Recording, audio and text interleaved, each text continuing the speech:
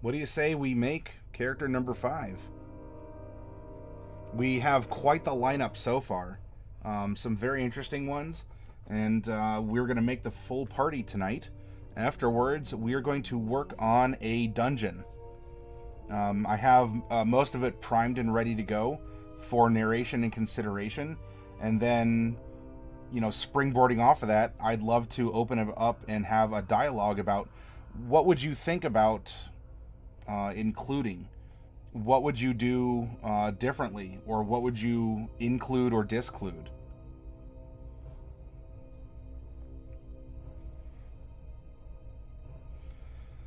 So let's get rolling, right? Okay.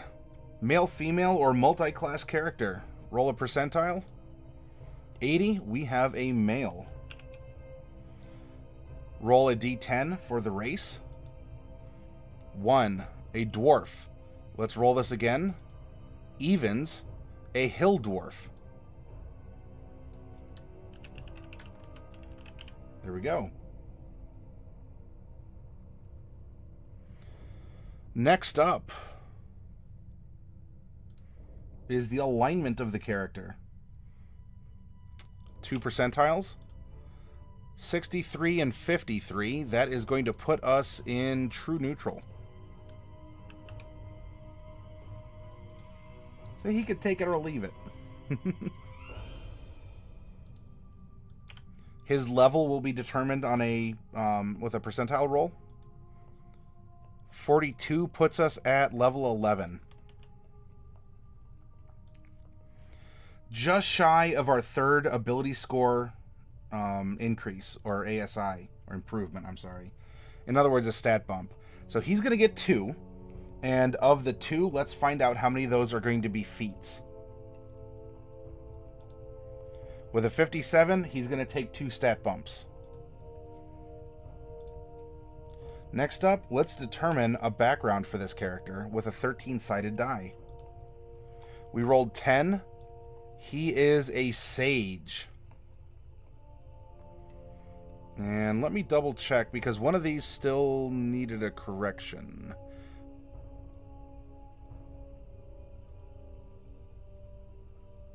Hermit, Outlander. Outlander had 10. Sage has 8. Ah, it is the Sage. Okay, this needs to be... Oh, can I not edit? Oh, enable editing.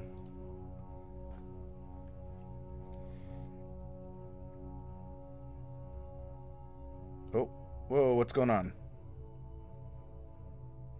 Did this just close out? All right. Okay. Although, did it minimize my, yeah, there we go.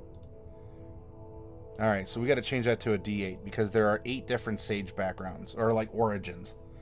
Alright, so we know we're a Sage. Let's roll the D8. 3. We're Sage number 3. Whatever that means.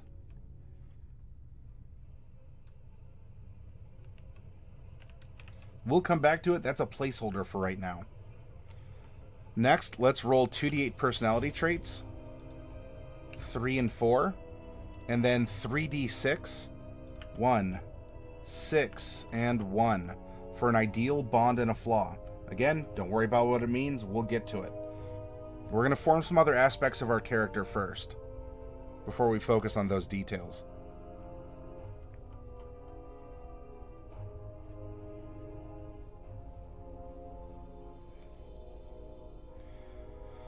Okay, now we come to the point where we press this golden button, and Bubonic hopes that this doesn't have a 2, because we've almost gone the entire week now without randomly generating a bard. So this could break the streak. 12 different classes in the PHB. Big golden button. Here we go. 1 in 12 chance. You know, if Bubonic, are you excited about the Hill Dwarf? I don't know. I don't think we've had a fighter in a while. I think you've been really jonesing for a fighter. So you'd be looking for a number 5. And I know you like those bread and butter Like there's really solid bread and butter races and classes. Here we go. 7. A Paladin. Okay. We come down here to Paladin, and there's a couple things here you see that we have to consider.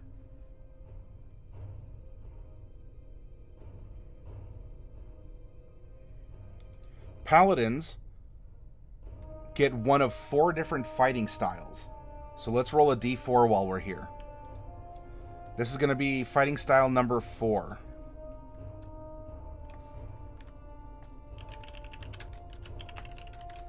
Which is protection.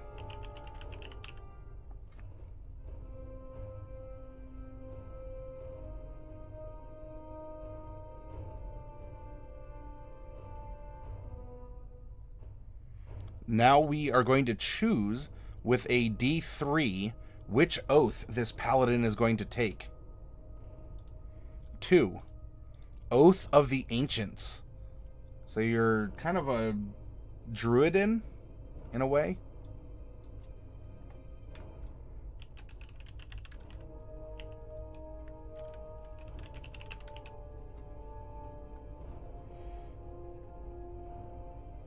The group has a tank. They have a tank.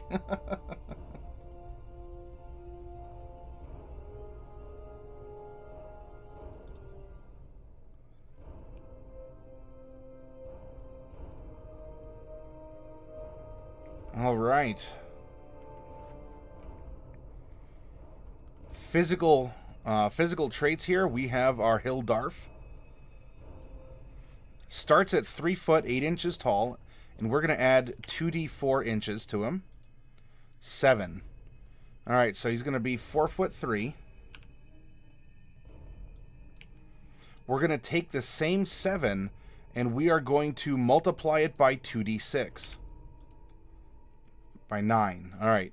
So we're going to add 64 pounds, and so it's going to be 179 pounds. For our character. Fluffy, hello, good to see you. Yep, we got a Dwarf.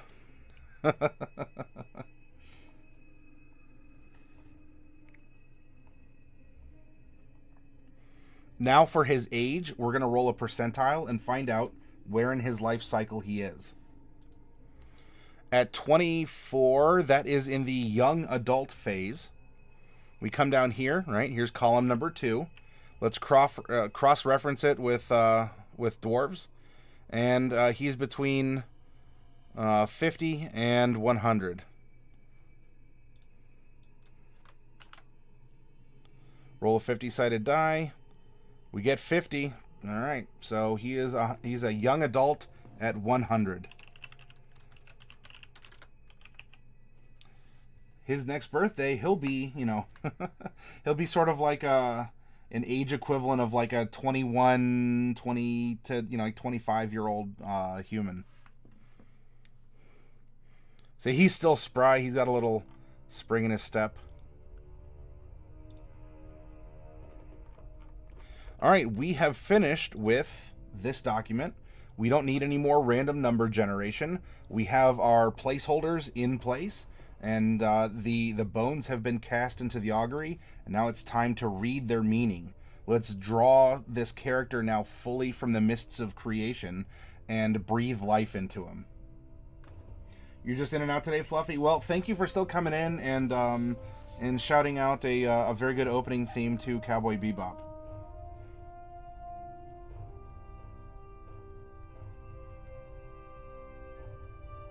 Bubonic, you said 63, not 64. What are you talking about?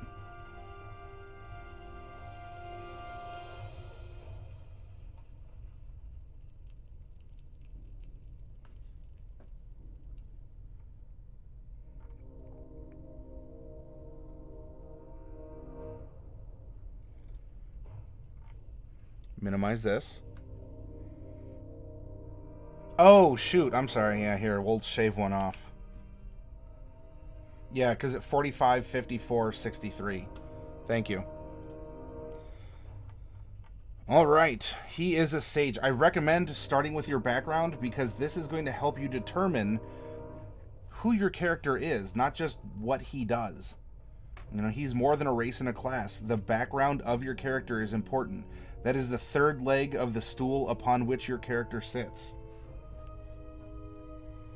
Being a sage, number 3. Oh, he is a discredited academic.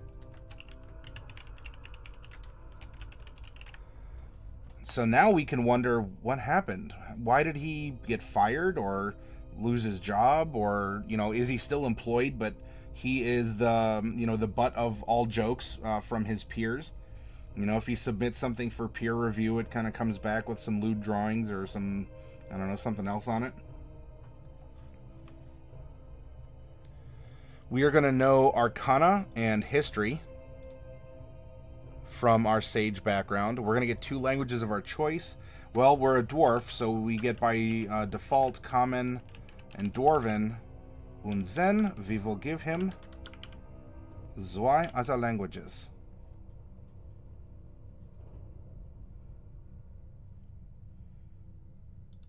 Oh, Fluffy says they laughed at me. I'll show them. Tin Cat, hey, that's fine, man. Lurk away.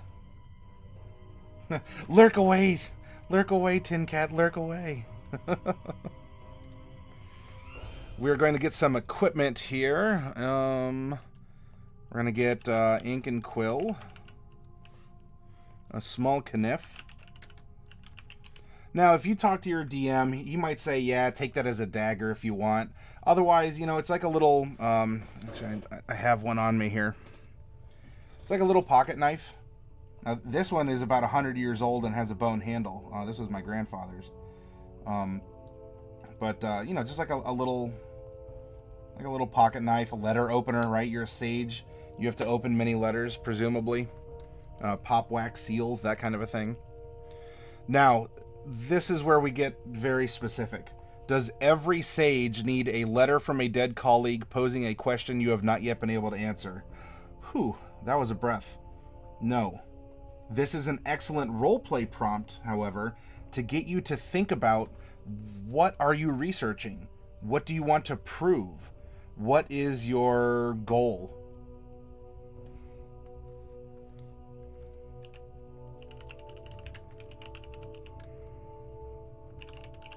I'm just going to write roleplay prompt thesis here. Now, this is your ongoing project.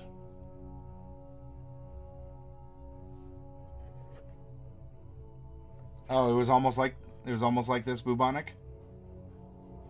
Yeah, the foundry for it, because I was looking it up here. It's oh heck, give me 1 second. So I was looking at it, I'm like, ooh, this isn't around here.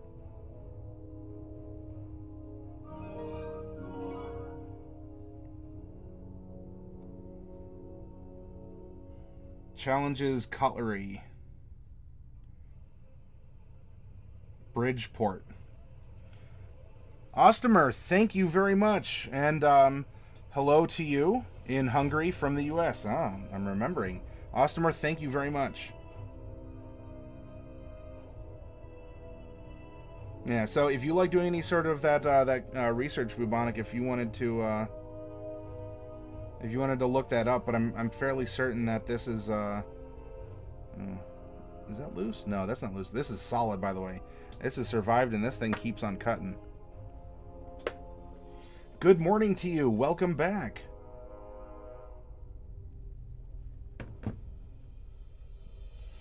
Ostomer, we have just started creating our 5th random character for the week, who's going to be in the party, quote unquote, that we're making to run through a sample campaign tomorrow.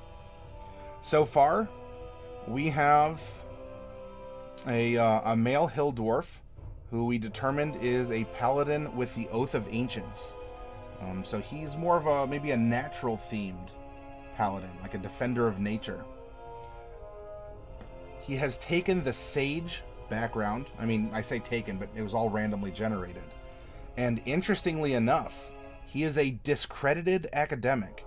So this is going to get us to think, what happened that has made him discredited? Why don't his peers listen to him? Did he get fired from a teaching job? Did he, I don't know, is he a kind of a mad scientist or something along those lines? Did he do something unethical? You think that the Ancients goes well with the Sage thematically?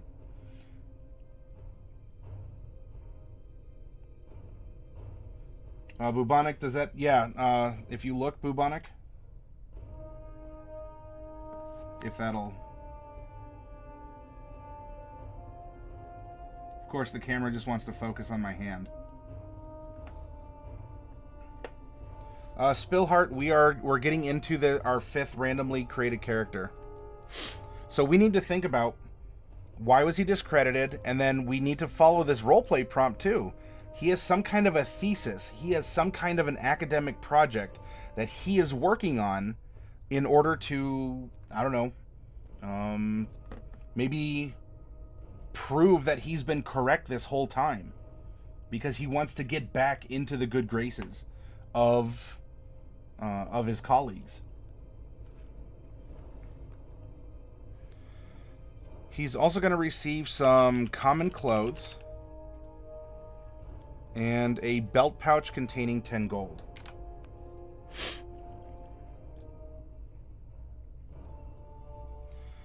Okay, his background feature is that of a researcher. This is an excellent PC to DM bridge as a background feature, because as you're searching for knowledge, this feature, it allows you to prompt your DM and ask, look, I want to try and find knowledge on the ancient line of a noble family.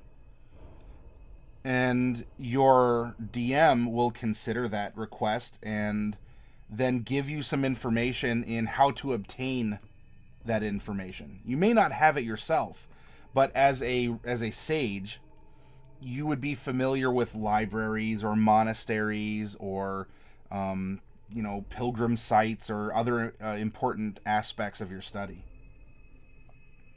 Fluffy says he could have discovered the ancient religion during his studies. Yeah, so he could have uncovered the oaths of this ancient line of paladins.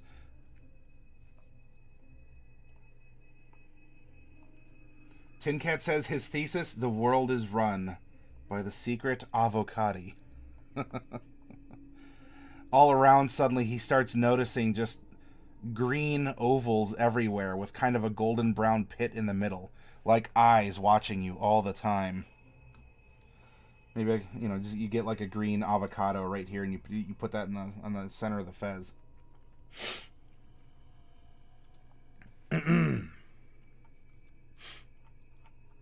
All right, his personality traits. Rogue.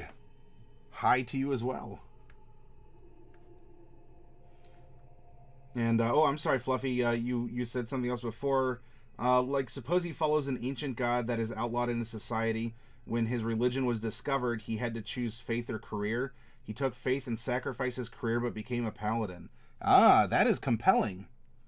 And so maybe his thesis, if it's not that the world's run by avocati, as Tin Cat suggests, maybe he is trying to find a way to reintegrate the faith that he's a part of into society and show that maybe they're linked somehow, or that the current society exists on the foundation of this faith, and so they can actually work together.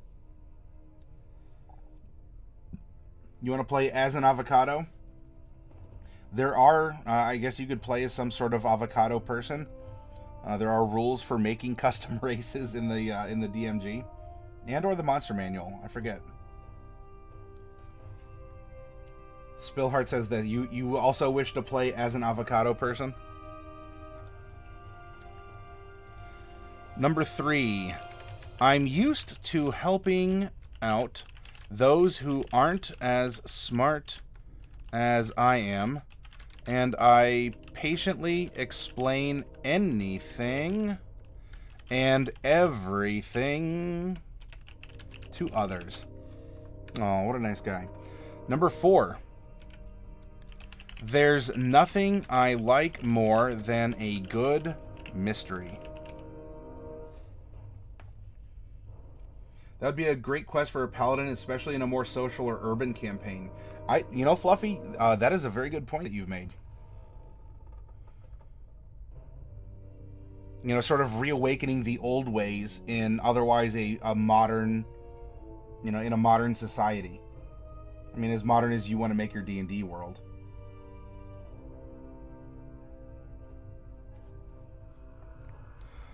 His ideal is number 1, knowledge.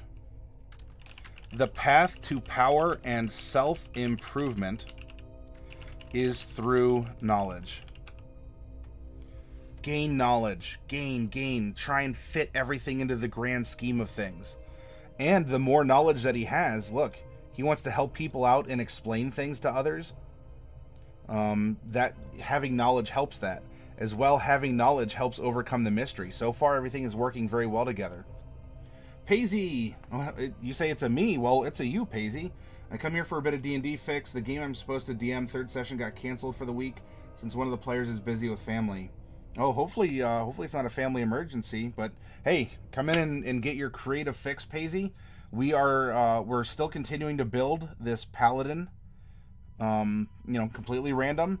Then we're going to take a break, and in part 2, we are going to go over a castle-themed dungeon. Spillheart thesis: all will see the truth. My lord's light will shine through into the world, and the pagans will be banished. And, you know, if we're looking as like a holy crusader as well, you know, that could be a holy vow even, right? And you wouldn't consider yourself, no, I'm doing my deity's work. I'm not a bad guy. You know, I'm not burning down orphanages and kicking puppies. I just want to go and reclaim the Holy Land, or I want to shine light upon the unwashed masses and go from there. His bond is number 6. I sold, my soul for knowledge. I hope to do great deeds and win it back. All right, this prompt. Are your creative juices flowing here? Did he metaphorically sell his soul? In that case, if it's a metaphor, then we go with what Fluffy was talking about. He dedicated himself to his work. And when he found this ancient religion, he sold his soul, maybe in a bit of an ironic twist, to embrace it. Or, in his research, did he uncover something, and that something is what helped make that pact? Well, I'd say pact like a warlock. It could still be an archfey who's administering this oath of the ancients. So, like, we can flavor it as kind of a warlock, you know, ish, if you wanted. So was it a literal selling of one's soul or a metaphorical one? You know, what sounds really compelling to the character? What would make for a good story? What kind of a character, if this was your character, what would you want him to have done? Rogue, I currently don't, though there is room for that in the future. Right now, I do D&D 101, instruction, advice, you know, onboarding new people into D&D. It's something that I would like to do at some point, sooner than later, Rogue. Fluffy says it could be considered selling his soul by the society he's in. Yep, that's true. If they favor their ways, then that is the beauty of prompts, of these sort of things written in this way. We have something in front of us, and now we can shape it and mold it and bop it and twist it and go and work it into the character, right? Use it to fill in cracks or to solidify or glue things together. Well, thank you for that sentiment, Rogue. Right now, my D&D involvement is I run a private game on Sundays. And then I'd run a public game at my store on Thursdays. And that is something that I wouldn't necessarily mind broadcasting, though I would hope through the channel to be able to raise some extra funds to, get a camera set up and some other things ready, so then I can do a live broadcast of the weekly public game, so you all can watch that. And then as for the content, because I already have this camera that through which I'm speaking to you, maybe one day a week, instead of focusing on the D&D 101, I can present, we can run through scenarios together. But thank you for saying as much, Rogue. His flaws are: number one, I am easily distracted by the promise of information. Spillheart says he sold his soul to a demon for knowledge, and by following his god, he can fight the influence of the demon on his soul and hopes to one day slay it. So you're seeing this character Spillheart as someone who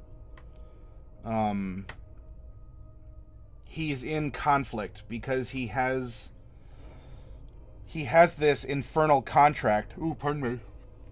He has this infernal contract that he's upholding because it's providing him knowledge, though he wants to adopt a more righteous demeanor in order to fight against that.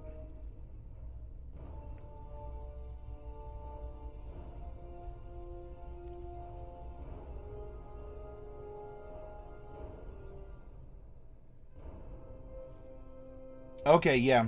So averaging it around close to 100 or so was, yep. And it gets specific too, because Bubonic one, this one has 2, right? So it has 2, and you can see the the joints over here.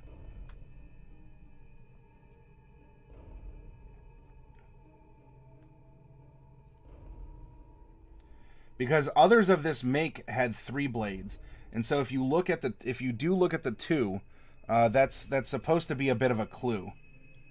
I don't know if that might not show up too well, but that's the maker's mark on it right there,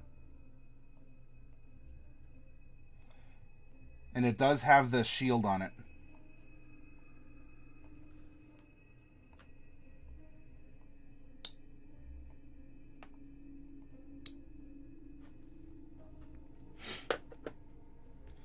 Fluffy Sheep says Spillheart has a good idea too, especially if you wanted to major in charisma and multi-class warlock. Yeah, hey, yeah, that would be an interesting idea too, huh? Spillheart, because the knowledge he obtained shows him the error of his ways, ironically. Fluffy Sheep says a paladin who is the focus of a struggle between a deity and a patron would be pretty fun. Yeah, wouldn't that be an interesting thing to explore? And of course, you have your personal struggle within your character, all the while, whatever's happening in the world around you, that's the campaign. Is the world blowing up around you, and you still have to struggle to overcome this, to recognize your weaknesses or your duality or any of these other aspects to yourself, let alone try and reconcile the world around you.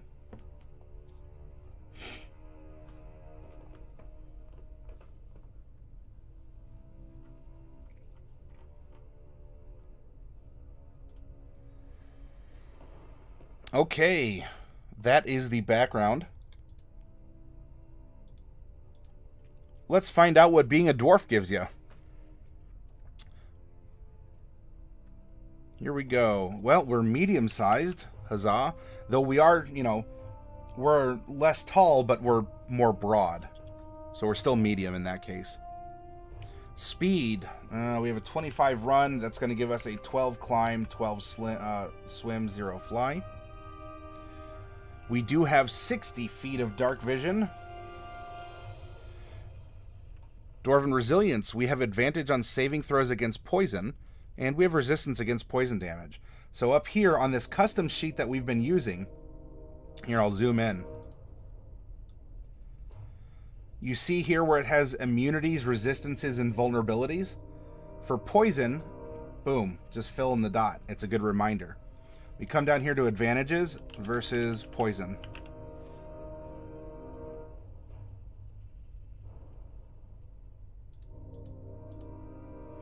Now, Dwarven combat training is going to give us some proficiencies with weapons. That is effectively going to be overridden by our paladin who knows all simple and martial. Where this would come in handy, though, if we go to that idea that maybe this character started as a warlock, right? If we were going to take him in a multi-class direction. Well, as a warlock, you get simple weapon proficiency. But what this would mean is, as a warlock, not only do you know simple weapons, you have proficiency with the battle axe, hand axe, throwing hammer, and warhammer. And so you could roll around as a warlock, you know, even a lock of the tome or chain, and, you know, beat people over the head with a warhammer. Though in this case, by being a oh, thank you for the host, Rogue. I appreciate that. But by being a paladin, you're going to get all that included anyway. We will get some tool proficiencies here. You gain proficiency with the artisan's tools of your choice. Smith's tools, brewer supplies, or mason's tools. Now, in your campaign world, you can ask your DM, well, I don't know, I get that dwarves are crafters, but could I take, instead of smiths, brewer supplies, or masons, can I take jeweler's tools? Can I take, I don't know, dwarves would need carpentry for things as well. You know, so prompt your DM if you feel that it is right for your character to have some kind of other tool proficiency, then ask. Right? Dwarves need, you know, clothes, need like out of cloth or out of leather, you know, so being a leather worker. They need boots, so you could be a cobbler. So the race gives a broad look. You know, if you're kind of average, you know, you're average, you know, average Joe dwarf. You know, instead of like John Doe, it's John Dwarf. And this is what you might tend to have. But as the race, you know, you're slotted to get a tool proficiency, and it doesn't hurt to have that kind of communication with your DM, because as a PC, you are a co-DM in the story. You are important to the story. Now, your DM doesn't have to cater to you. If the DM says, no, just take brewer supplies and be done with it. Well, okay, well, you can continue that conversation on your own, but at least you've tried. Now, we're also going to be receiving some stone cunning, which is going to make us better at identifying stonework. And we have our languages and our subrace here.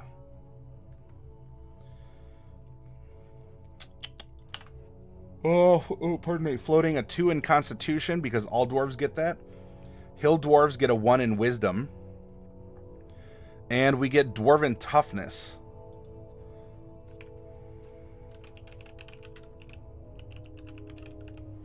Every level, we get an extra hit point.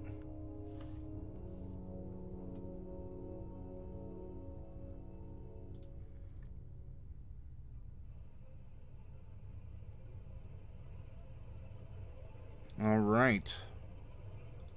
Well, we are now a sage and a dwarf. It's time to take a look at what being a paladin does for us. Now, when we do these character creations, I'm skipping over this fluff in the book. I suggest to sit down and read it. This is going to help you conceptualize the class more. You know, not that we're doing min-maxing and we're ignoring all fluff, because we're building a special character, and a special character could be an exemption to the rule, or it could be the model, the mold from which all paladins are wrought. But take the time to go through and read these sections.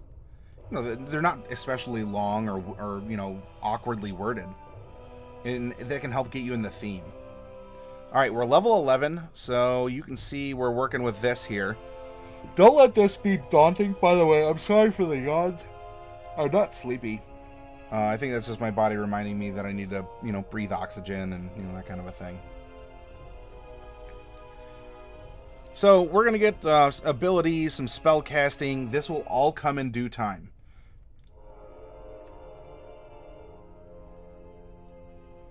I will note that at level 11 here, we are going to have a +4 proficiency. As well, we will know 4 first level, or we'll have slots, then 3 and 3. There we go. No cantrips.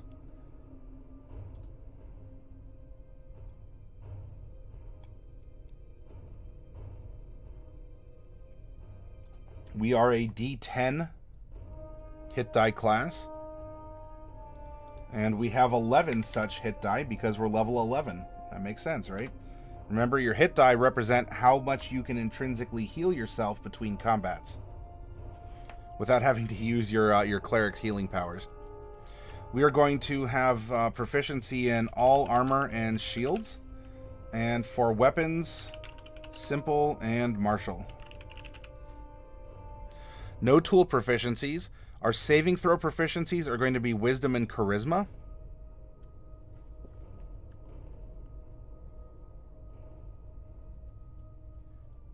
And now we are going to get to choose 2 skills.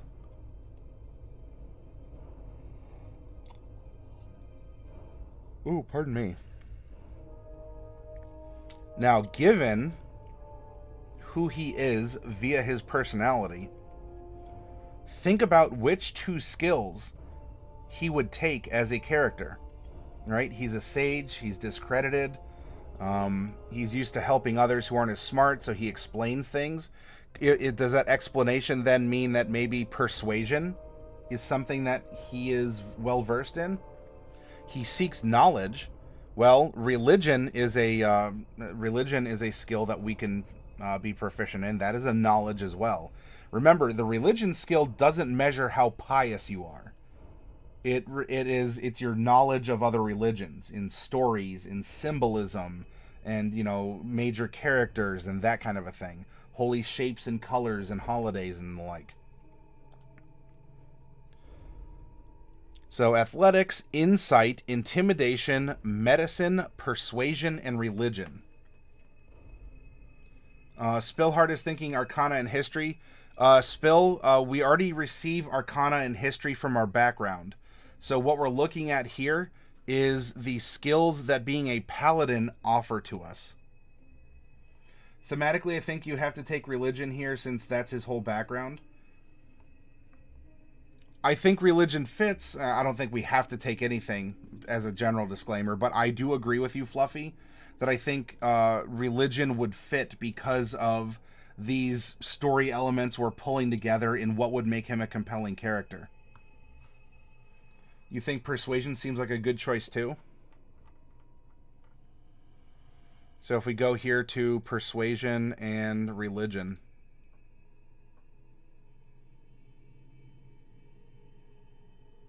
Memory lapse, hello to you.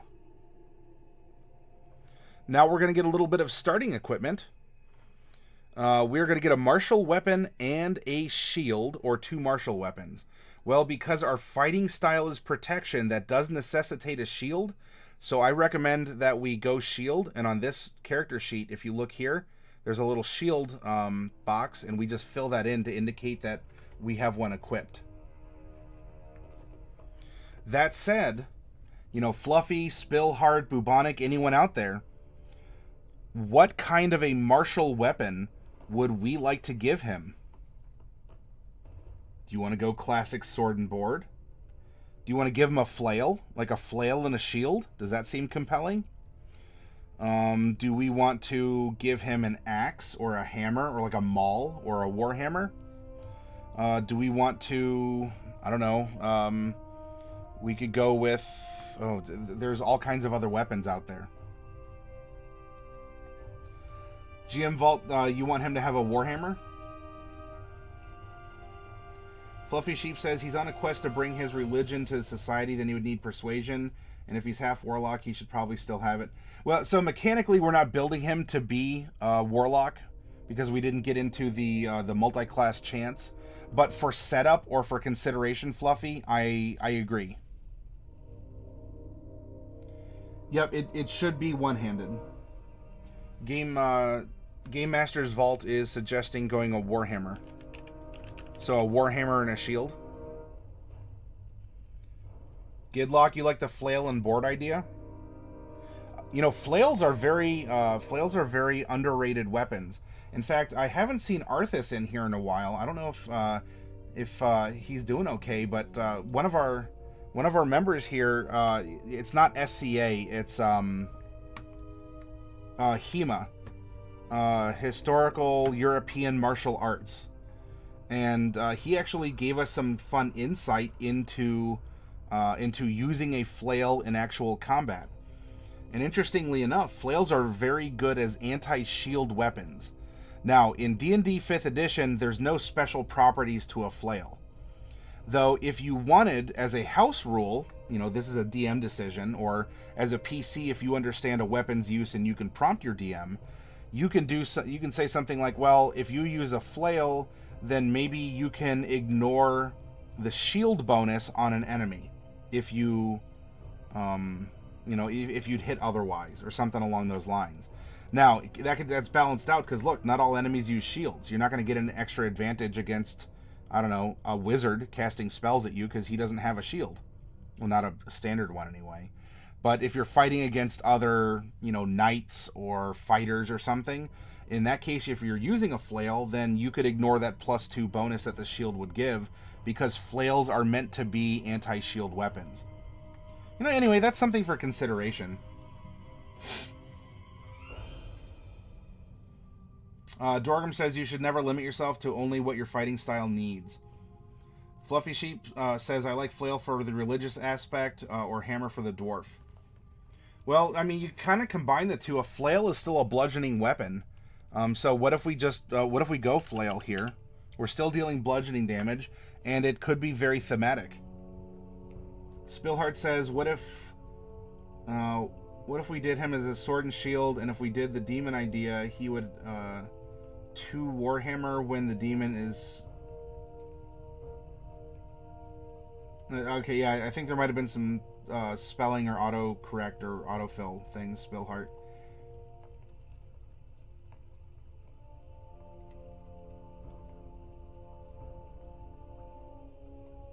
I get what you're saying, though. So if we're going that route for the character, and he is in a mood, right? If he's in a more demonic mood, if we had this duality to him, then he gets a little bit more savage. He two-hands his weapon, kind of like going on what Dorgrim is talking about.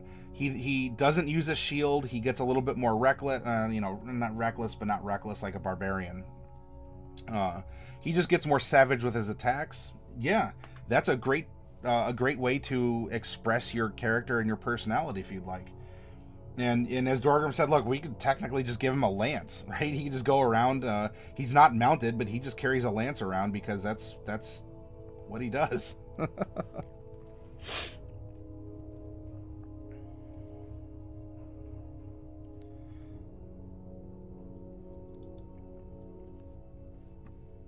So yeah, then we have 5 javelins or any simple melee weapon.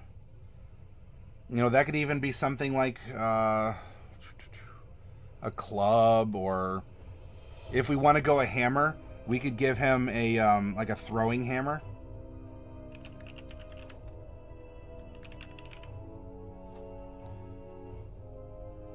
A priest's pack or an explorer's pack.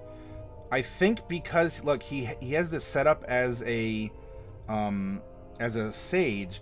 I think, in my opinion, and you are welcome to argue otherwise, because this is not my character, this is our character that we're considering. And even if the PDF is fully filled out, it doesn't mean that you can't change it up on your own or use this as a basis for a character that you want to play and modify him from there. I think he'd go for the priest's pack, though, because it allows him to take notes and develop prayers and even help try and spread this religion that he's uncovered and has been ostracized from his university, his monastery, or wherever he's come from. He's going to get some chainmail and a holy symbol.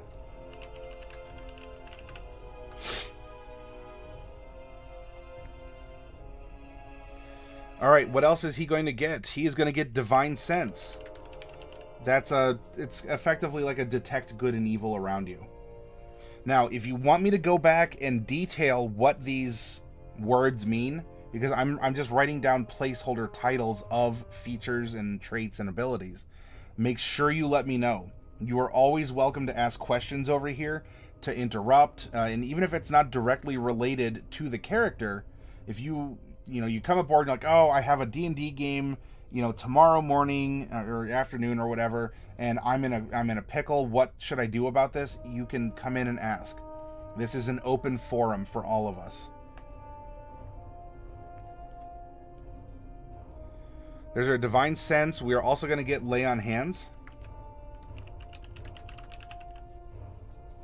We can use that to restore hit points to people and remove disease and poison. It's very powerful. Now, on this alternate spreadsheet, or on this alternate character sheet, you can see here around the spell slot area, there's an unlabeled portion where it just gives a blank and then a total and a used. This was included for things like Monk key points, Paladin Lay on Hands. If you want to keep track as a druid of how many times you've shapeshifted, or Bardic Inspiration for a bard, it's a really great resource. Now you get 5 per level. He is level 11, so we have a total of 55 points of Lay on Hands to use.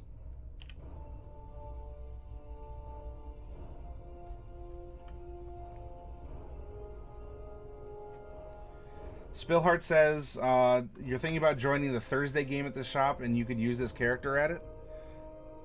If you'd like to, it would be a level 5 version, as everyone's level 5 at this point in time, Spillheart.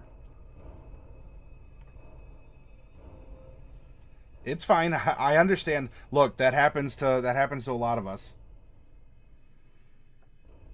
That is GM Vault. It is you got to watch that you're, upkeeping your vows, right? Oh my, how lewd.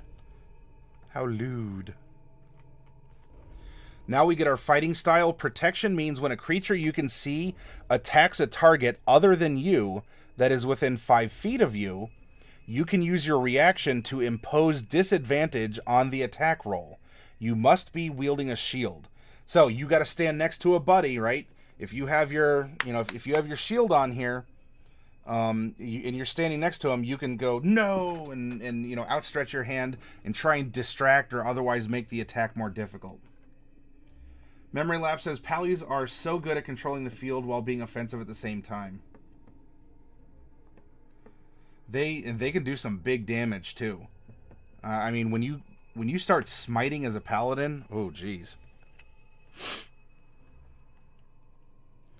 All right, we are going to get some spell casting. I'm not worried about that just yet. That will come after we have our ability scores. And as you'll notice, we don't have ability scores right now. And the reason for that is simple.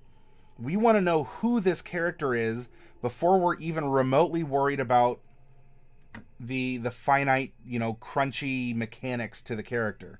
Let's put the heart and soul in this character, and then everything else will follow suit. It's going to be receiving Divine Smite.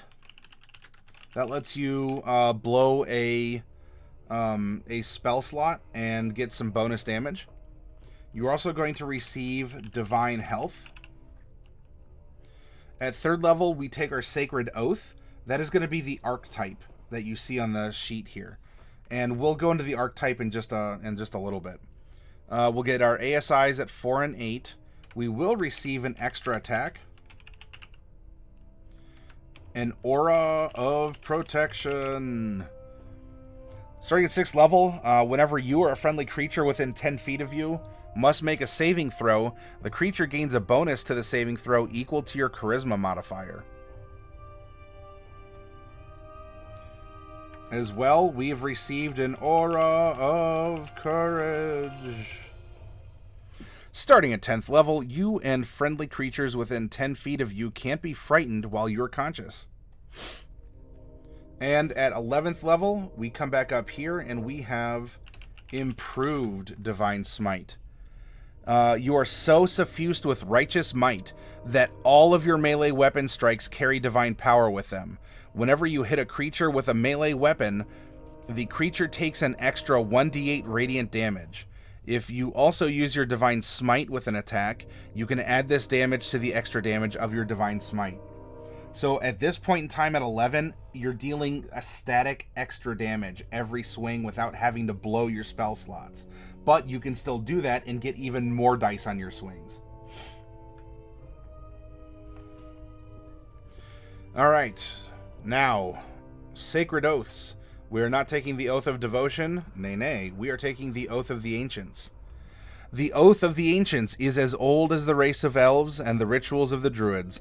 Sometimes called Fey Knights, Green Knights, or Horned Knights, paladins who swear this oath cast their lot with the side of the light in the cosmic struggle against darkness because they love the beautiful and life-giving things of the world, not necessarily because they believe in principles of honor, courage, and justice.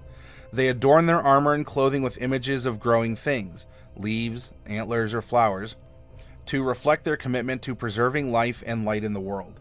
So you're a paladin. You know, I have a paladin. I have a druid. Druidin. That's kind of your shtick. That's what you're doing. Yeah, it's a thematic, same thing but different, quote unquote.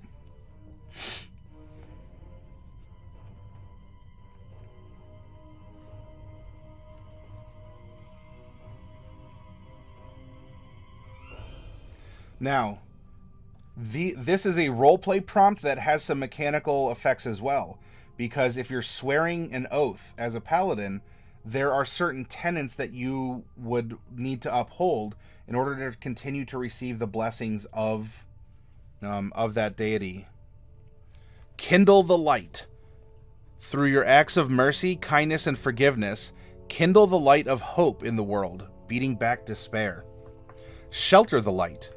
Where there is good, beauty, love, and laughter in the world, stand against the wickedness that would swallow it. Where life flourishes, stand against the forces that would render it barren. Preserve your own light. Delight in song and laughter, in beauty and art. If you allow the light to die in your own heart, you can't preserve it in the world. Now, this could bring up another topic of... If you remember, we were saying, well, as a dwarf, you intrinsically get some crafting proficiencies. You could ask your DM, well, could I be proficient in an instrument instead? Because look, you know, dwarves make music and need music too. They play instruments. And so maybe, without really having to go out of his way, the DM says, yeah, that's kind of a proficiency slot. I don't mind what you go in there. If you know you're going to go this route, then have your character be a dwarven instrumentalist of some kind. And then work playing an instrument into your rhythm as a paladin.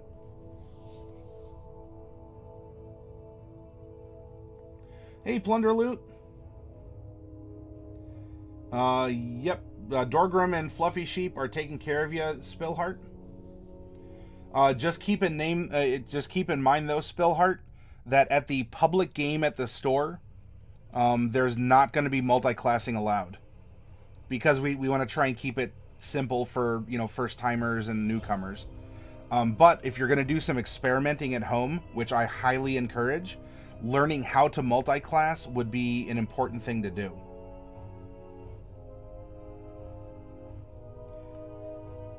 What you'd want to do is go to Chapter 6 in the Player's Handbook called Character Options, and that'll help you out.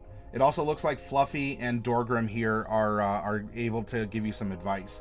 And thank you so much for doing that, because you are an awesome community. You're knowledgeable, and I'm so happy that you want to help introduce new players to this game.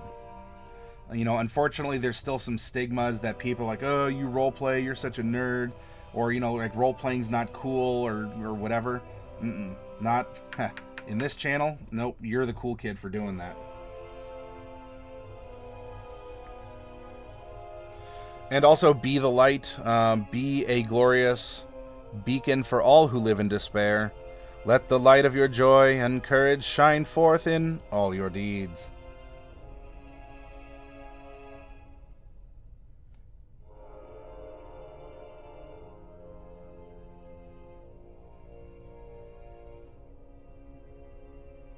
Well, I'm glad that you have Spillheart. It really is a game of storytelling and imagination.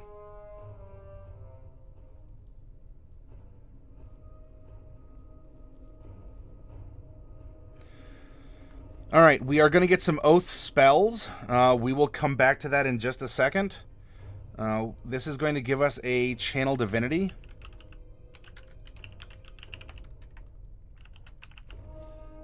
Nature's Wrath. You can use your Channel Divinity to invoke primeval forces to ensnare a foe. As an action, you can cause spectral vines to spring up and reach for a creature within 10 feet of you that you can see. The creature must succeed on a strength or dexterity saving throw, its choice, or be restrained. While restrained, the creature repeats the saving throw at the end of each of its turns. On a success, it frees itself and the vines vanish. So someone wants to run away and you say no, and you cause vines to grow up out of the ground and ensnare this person. Turn the Faithless. You can use your Channel Divinity to utter ancient words that are painful for Fae and Fiends to hear. As an action, you present your holy symbol, and each Fae or Fiend within 30 feet of you that can hear you must make a Wisdom saving throw.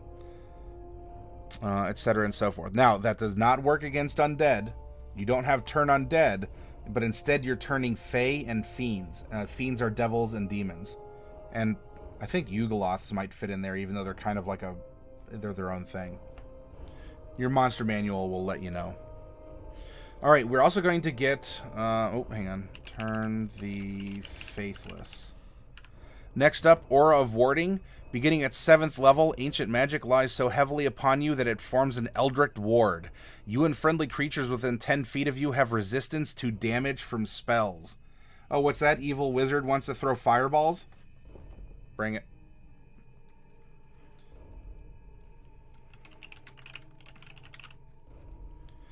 And we're not high enough level yet to get Undying Sentinel. So these are the goodies for our level 11 character. All right, now while we don't have the stats in here yet, we are going to be getting some Oath spells. These are going to be guaranteed spells that we have, and that do not count against the spells that we can prepare normally. Much like a cleric, and you get a domain because of your specialty. This is the domain of the paladins. Or if you're a Circle of the Land druid, this is your biome that is giving you spells.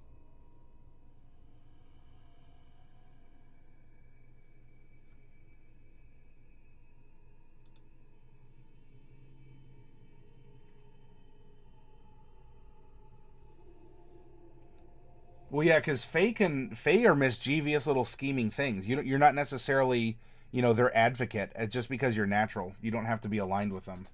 Although, did I?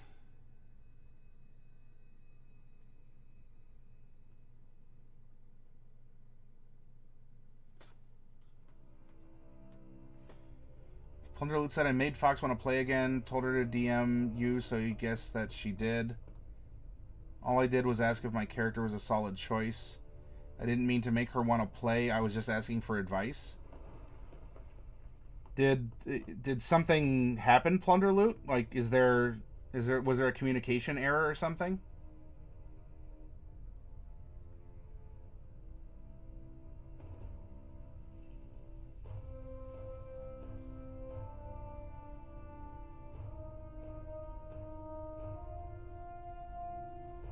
It may be Fae-derived. It could be. And look,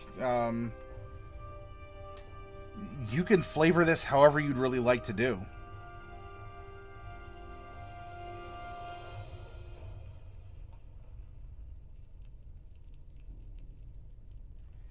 Memory says, at Spillheart, as I've said to many, this game is for everybody if you can just get people to sit down and play it to some extent and with a DM that actually knows what they're doing. Granted, if the DM is new as well, give them the benefit of the doubt and try someone else's game if need be. And Plunder Loot is demanding the death of all pixies. Alright, so let's indicate that we're getting some oath spells. And you want these to stand out. I really recommend, if you're getting spells from different sources, try and indicate that, you know. It helps keep you organized, your DM. Do you have to? No. But hashtag just saying. By the way, we're at 4, 3, and 3 here. Let's see. We are going to be getting Ensnaring Strike and Speak with Animals. We'll be getting Moonbeam and Misty Step.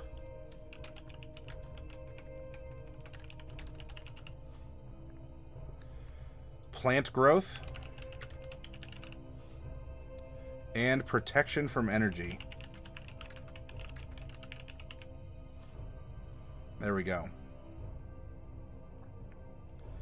Let's see, we're casting off of our good looks here, off of Charisma. Paladin, spells prepared equals... And this is going to be our Charisma modifier plus half of our Paladin level.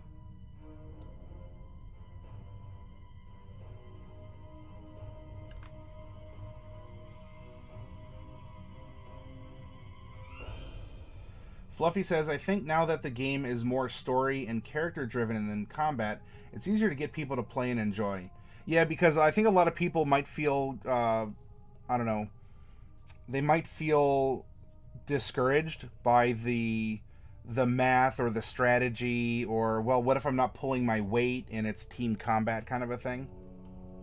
Plunderloot says, well, let's just say me and Fox have bleed, and I thought she would never play VTM or VTR ever again, because Detroit, we kind of broke a few times. It got me hooked. So this is someone else that you've gotten to play? Washabi, hey, oh yeah, you, were you at, so you were at Great Wolf then? Plundered says Detroit was all my fault, and Ellen is Foxo. Oh, okay, so you're talking about players in the World of Darkness game. Okay.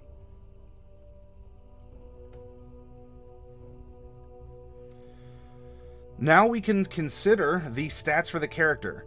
We know who he is, we have an idea of where he's come from, what he's done, what's his mentality, how might he go about making decisions. And we can put some mechanical heft behind him.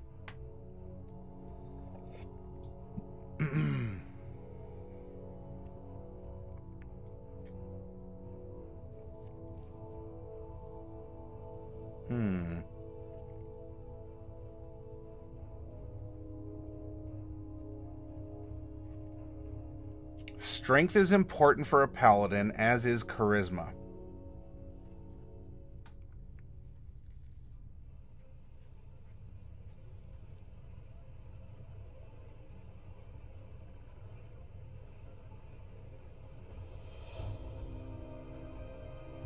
Let's look at the personality. Used to helping those out. Okay, knowledge. Easily distracted by the promise of information. So what if we did something like 15, 14. He's a smart paladin. Let's give him 13 in intelligence.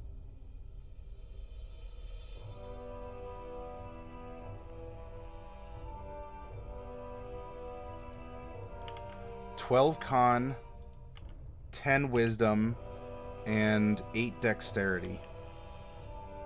He's not the most dexterous person, but look, he's been studying for a while, and if he wasn't studying, he suddenly encased himself in metal and is going around bonking things and casting magic. Bubonic is actually thinking going 12 8, 13, 14, 10, and 15 in charisma. So you want him to be more... You're thinking he's more of a caster? A caster paladin?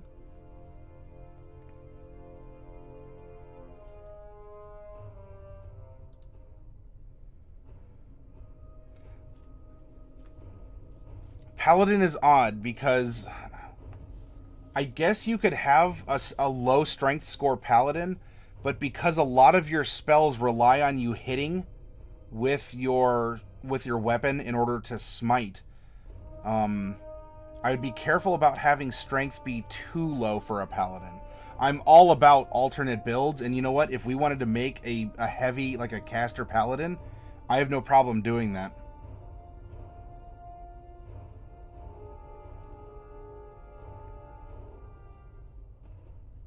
You think his IQ is high? I would agree. Because if we do this, bubonic, so we go through here, his wisdom goes to 11. His con goes to a 14. All right. And remember, we have 2 stat bumps now that we can deliver. And that's +2 to 1 stat or +1 to 2 stats. So what we can do now is we can raise things up a little bit, right? On the first one, we can bring his strength to a 16 and his int to a 14 and make him a little bit more smarty pants. Then if we wish, we can either dump the second one into strength, or we could bring charisma up to be next to strength. That's, I mean, however call, or I guess we can give him more hit points with constitution, or we can go, we can bring his wisdom up, right? Because this is a big save for him as well. This is something to consider too, by the way. Strength is an interesting ability because even if your modifier does not increase on the next even number, you are still getting a direct mechanical benefit from having a higher ability score. So let's entertain this. Let's say that we take our next ASI and we make wisdom 12 and we bring strength to 17. You're still getting a +3 modifier. What the difference here, though, is you can now carry, push, pull, lift, or drag more weight than you could before. Your strength score, not just your modifier, is important, and it can have mechanical benefits.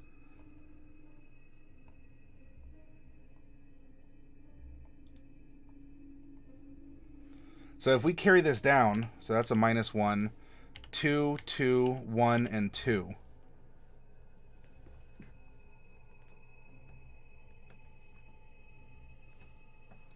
That's going to give our strength saving throw and athletics to be a 3 and a 3. We're just going to discreetly copy and paste this -1 all throughout Dex. Constitution, we're going to transfer the 2 over. Intelligence, we're going to put the 2 in everything that we don't have a proficiency in. And for those that we have the dots next to them filled in, it's going to be our modifier plus our bonus. So we have a smarted in here. 6 Arcana, 6 History, and 6 Religion. Wisdom, well, 1 + 4 is 5, and everything else is just going to get the 1 all the way down through it, which isn't terrible. And for Charisma, 2, 2, and 2, where he's not proficient, and for the saving throw is going to be a 6, and Persuasion is going to be a 6. Passive Perception is 10, plus your Perception modifier, so in this case, he's rolling with an 11. And remember, that is your natural awareness that your character has. That means you don't have to roll dice every 5 minutes. Do I see this? Do I see this? Do I hear this? Do I hear this? It's distracting, and a lot of those dice rolls can be handled with a simple passive perception, unless you are doing something exceptionally difficult, or you're trying to you're trying to pinpoint something that's necessitating rolls. Your initiative is in a dex ability check, so this is going to be a -1. Hit points. Let's get to our hit points. You are a D10 hit point class. Therefore, at level 1, you get maximum hit points. Isn't that fun? Maybe if you have a very generous DM, you can convince her or him to give you the maximum every level. More cases than not, what your DM is going to do is have you take the half plus 1 method for hit point advancement. Therefore, for the next 10 levels, remember we're a level 11 character, but we've already locked in our level 1. So we have 10 other levels where we're going to receive 6 hit points, right? Half of 10 is 5, plus 1 is 6. Oh, but wait, there's more. In our algebraic equation here, every level, therefore 11, you get bonus hit points equal to your Constitution modifier. In this case, that's going to be 2. But wait, there's even more still. Well, what are you talking about? We have the hit points from our class. We have the hit points from our Constitution. What's going on? Aha. Hill Dwarf. Dwarven Toughness. Every level, you get an extra hit point. So therefore, we come over here. We're level 11. And there's our extra hit point. Here's how we figure out our hit point maximum for this character.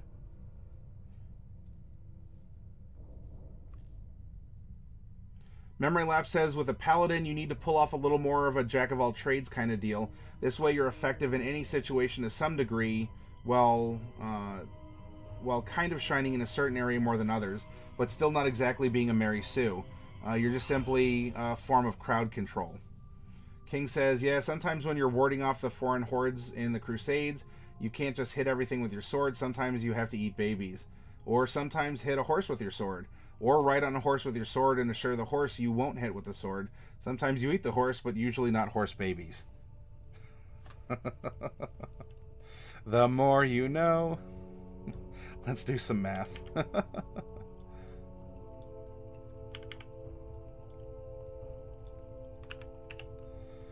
So here we go. We have 33 and 70. So we're sitting on 103 hit points as our level 11 Paladin. Our level 11 Paladin, he cooks and he uses a lot of butter.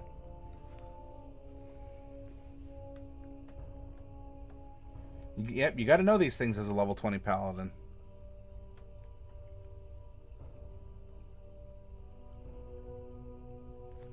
Let's see, instead of a throwing hammer, I think they call them light hammers. Regardless, let's figure out how easy it is for you to hit things, whether you're on a horse or not. Flails and light hammers are strength-based weapons, or rather a light hammer can be because of the thrown property. Flails for sure are strength-based. Therefore, you have your strength modifier, and because you're proficient in the weapon, you get to add the bonus, your proficiency bonus. Therefore, I propose we attack with a +7. Now, from here, I can go into the not the trinkets, but the items in Chapter 5, because I don't know this offhand, but we can go up and fill that in. What's important, though, is you know how to calculate your attack, and for a light hammer, I actually think that's 1d for bludgeoning, though because you're using your strength, you're putting your muscles behind the throwing hammer, even if you're bonking people. You get bonus damage equal to the modifier of the ability that you're using in the attack. I think a flail might be a D10. I'll go check that out real quick. You don't often get to see or use flails. It's kind of a fun... Flail. No, it is 1d8 bludgeoning.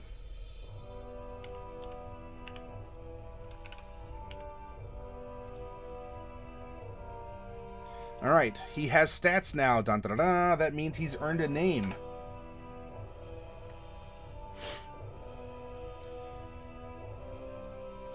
Alright, for our spells, paladins do not get cantrips.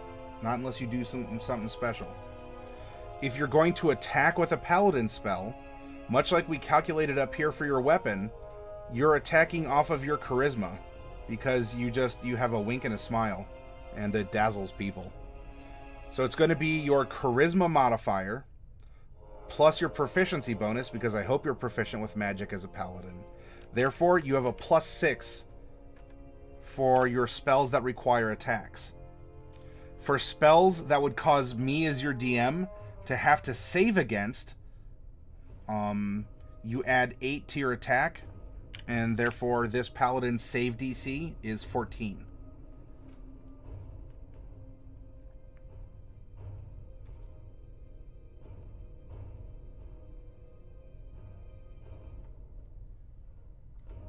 If any of you have character name ideas, feel free to throw them out.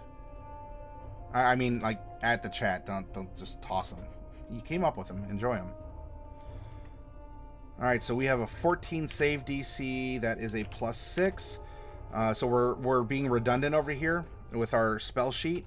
Lay on hands. We have 55 points of healing. We've used 0 of them.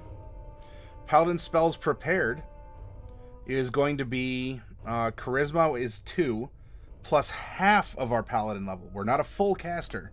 That's important to remember. You don't get... We're not rocking 13 spells prepared.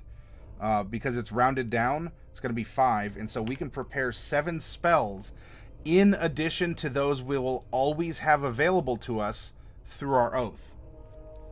Unless you break your oath.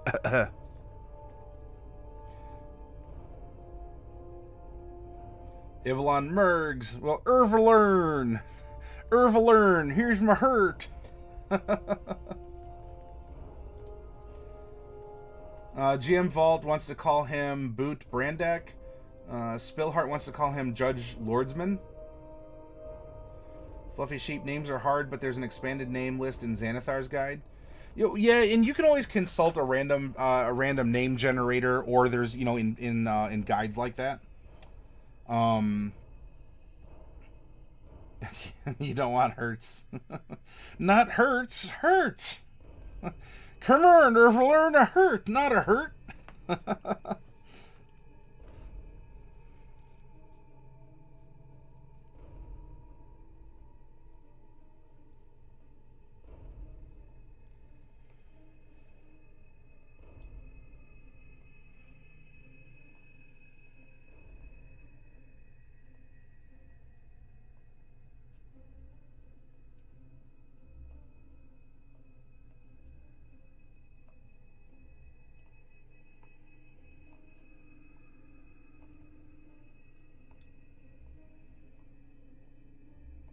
King says, excuse me, Avalon, but your typing of the brand Morgs as Mergs is a blatant misuse of the Morgs brand name, and your sponsorship with our company is hereby canceled as per the violation clause of your contract. Turn in your green sword with security, please.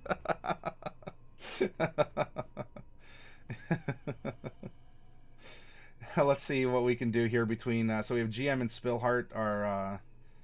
let's see, Boot Brandek...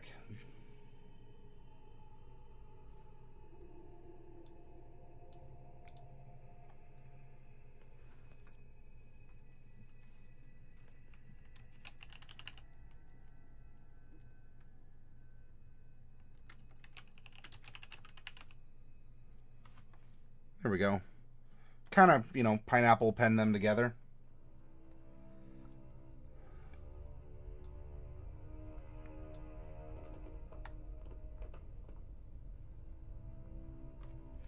Memory says, when looking at an example of a starting paladin, a lot of times you'll find that they'll almost always have an AC of 18 or higher.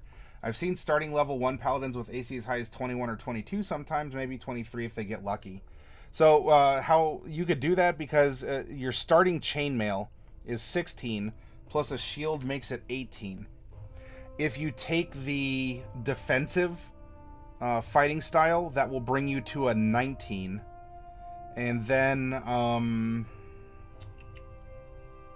how do you boost it up without getting a bunch of... I mean, you'd need a lot of gold to buy up into higher armors.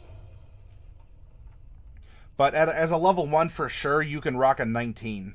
And that's that.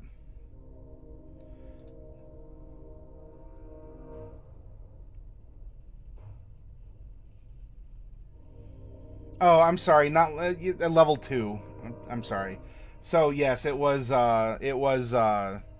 you'd have an 18, and then you would have a 19 as a fighting style at level 2. Yeah, Shield of Faith, something along those lines. Yeah, so you can get some magic boosties.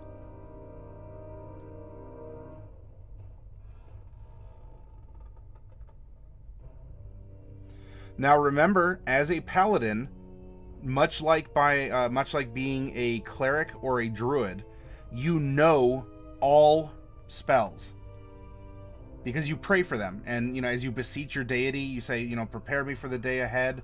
I wish to, etc., and so forth. You know all spells, therefore you can only pick out a number that you can prepare. If you want to for whatever reason, load up on 6 level 3 spells and then get a level 1 and no level 2s, you could do that. Every day you wake up and pray for your spells, you can distribute the amount that you can prepare among any of the spell levels for which you have slots.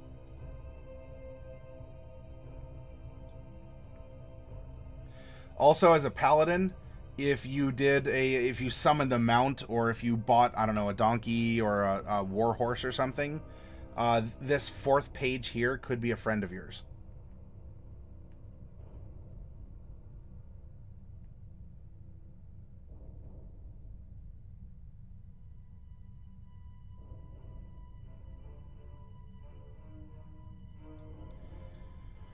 Alrighty.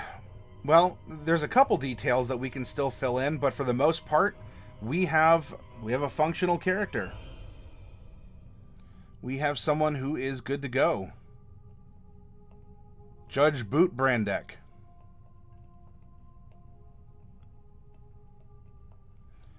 So I'm going to get up. I'm going to refill my pitcher with some nice ice water. And when I come back, we'll go through the makings of a dungeon. I don't know if BX is here. Unfortunately, so the inspiration for this was from someone who had asked for a castle-themed dungeon. Hopefully nothing bad happened, or he doesn't have like a sick family member or something. But anyway, we'll still go through it. I'll set up the dungeon, and what I want to do is brainstorm with you all. I want to conceptualize with you all. How would you run this dungeon? What would you consider? So I'll plant some seeds and ideas, and we'll come back and have a conversation about it. And of course, I'll have MS Paint open because, I don't know, we could draw.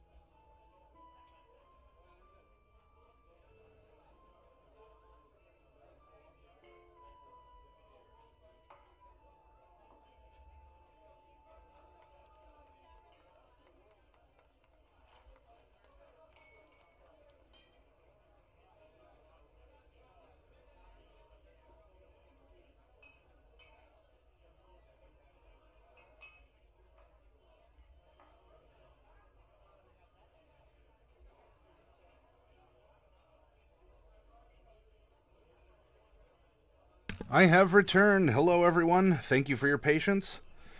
I do have some, well, I can't say it's dice water, but I do have ice water. I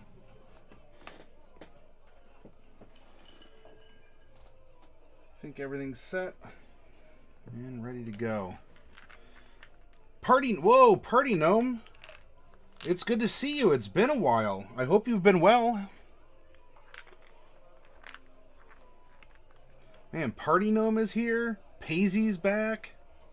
And we're trying to figure out how you get that level 1 21 AC as a paladin.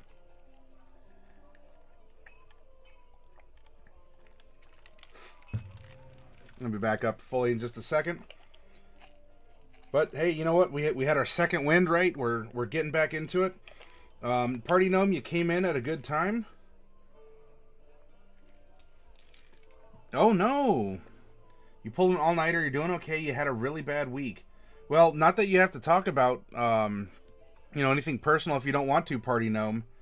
But, if you need to vent a little bit or if you want some, support from the community, just, speak up and let us know how we can help cheer you up or help you relax.